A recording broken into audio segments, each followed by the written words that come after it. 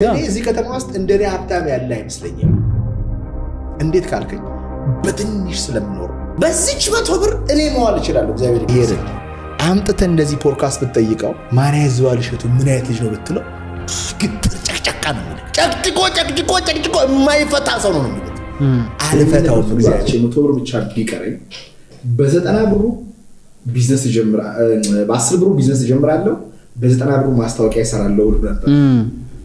So the thing is ሸሰሱ ለው ስለሆነ ነው እንጂ ኢትዮጵያ ውስጥ ገንዘብ እንደ መስራት የሚያመች ሀገር አለ ብዬ እንደ ኢትዮጵያ ገንዘብ መስራት I swear to God በዚህ ፕሪንሲፕል ብዙ ችግር ስላለ አሁን ኢትዮጵያውያን እዚህ ሀገር ያሉ ኢትዮጵያውያን ከኢትዮጵያ ወጥተው ውጭ ሀገር ገንዘብ የሚሰሩ ይመስላችኋል። good for you ትሰራለህ maybe ወደ ኋላ ልናወራ እንችላለን ግን really ህጉን ካልሰበርከው በስተቀር ስታተሱ ሃይ የሆነ ኢንካም ሃይ የሆነ ሲኢኦ አታገኝ።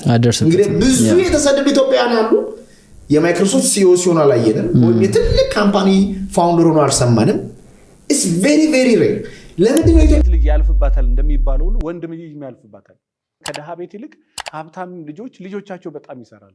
ትንሽ ሳሰርቼ ሚሊዮነርም ሆኖበት ካልክ ሌባ ነው የምትሆነው። እና እባካችሁን የእውነት የሥራ ባህል ይኖራችሁ።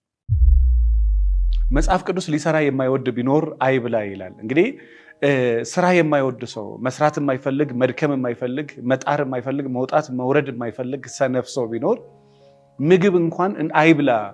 መስራት ደስ የማይል ከሆነ መብላትም ደስ አይበላ አይነት ነገር ይላል። አንዳንድ ጊዜ ጎንበስ ብለ ዝቅ ብለ መስራትን መለማመድ አለብን።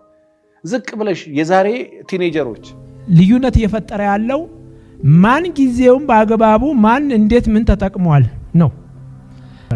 አሁን እንግዲህ ያስታውሳለሁ በለቅሶ ዙሪያ መንግስቱ ኃይለማርያም ጊዜ ምናልባት ብዙ ሰዎች ሰምታችሁ 5 ሰው ይቅበር የተባለበት ጊዜ ነበር አይደለ? የሆነ በቃ ሶሻሊዝም ነው ተብሎ አሁን ቢመጣ ብላለበት እሱ አሪፍ ነው።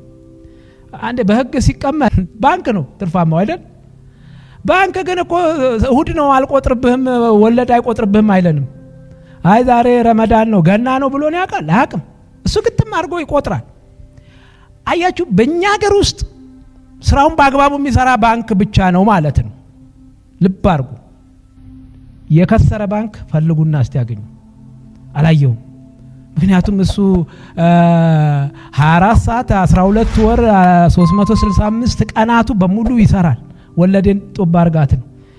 በጊዜው ተሟሙታችሁ ባለው ተጠቅማችሁ የሱን ሐልም ባትሄዱ የሱን ግማሽ እንኳን ሄዳችሁ መክፈል ባትችሉ የለፋህበትን የኋለኛውን ሁሉ ንብረት አብሮ ብክዞት ይሄዳል። ባንክ በሐራጅ ሸጠዋል። አንተ ገና እንትና ምን ሞታለችና እዛ ብለህ ወደ እንትና ሀገር ሩቅ ሀገር ትሄዳለህ። እሱ እየቆጠረ ነው አንተ የፈለገ ጋር ሄድ ይላል። ደግሞ የሚገርመው ምንድነው መሰለህ ከሆንክ ይዘህ ተገኝ። መያዝ የሚገባህን ሳትይዝ ተቀርና ከዛ በኋላ ባለመያዝ ስትናቅ ድንግጥ ብለህ በቃ እልህ ይዘሃል ሰውን ጠላት ታደርጋለህ። ዓለም ላይ ገንዘብ ፓወር አለው ምንም ጥያቄ የለውም። ገንዘብ ላይ በጣም ሲሪየስ ልትሆን ይገባል። ገንዘብ ላይ ሲሪየስ ልትሆን ይገባል። የቱጋ የወርቅ ሰዓት ማድረግ እንዳለብህና የቱጋ ደግሞ ያለ ሰዓት መሄድ እንዳለብህ የምታውቀው ከሆንክ በጣም አስተዋይና ጥበበኛ ሰው ነው። ከዛ በኋላ የሰበሰብከውን ደግሞ መልሰህ ኢንቨስት የምታደርግበት ታይም እንጂ ገንዘብ ሲመጣ ማትይዘው ከሆነ ሲሄድ የምትፈልገው ከሆነ መጀመሪያ የምትበትነው ከሆነ በኋላ የምትለቅመው ከሆነ ለምን ትበትነው? 1 ብር ለምን አትሆን? እውነቴን ነው የምነግራችሁ። ይሄ ሳንቲሞቹን ተቆጣጠር መቶዎቹ ራሳቸውን ይቆጣጠራሉ ይባላል። እና ገንዘብ ላይ በጣም ሲሪየስ የሆነ አቋም ይኖራል።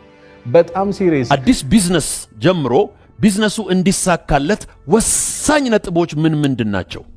አንደኛ አይዲያ፣ ሁለተኛ ካፒታል፣ ሶስተኛ የተመቻቸ ኢንቫይሮንመንት፣ አራተኛ ትክክለኛ ፕሮዳክት ወይም ሰርቪስ፣ አምስተኛ ፕሮፐር ማኔጅመንት ቲም፣ ከዛም በኋላ ስድስተኛ በትክክለኛው ጊዜ ቢዝነሱን መጀመር ይልና ሰባተኛ ፕሮፐር ማርኬት ውስጥ ኦፐሬት ማድረግ ነው። ከነዚህ the most important element ሰው ሰክሰስፉል እንዲሆን የሚያደርገው ምንድነው ተብሎ ሲጠና ከሰባቱ በትክክለኛ ጊዜ ትክክለኛን ስራ መስራት መቻል ነው። አይዲያ ነው። ዱብ ያልኩኝ መስሎ ሰዋል እንደዚህ ዱብ አላልኩኝም። የተቀደደ ጫማ አርጌ የተቀደደ ጫማ አርጌ ካልሲው ማታ ታጥቦ ግማሹ ደርቆ ግማሹ ያልደረቀ አርጌ የምሬ ነው ማወራላችሁ። ሸሚዜ ተቀዶ ኮቴን አላወልቅም ነበረ። ጫማ የሚወለቅበት ቤት ስጠላ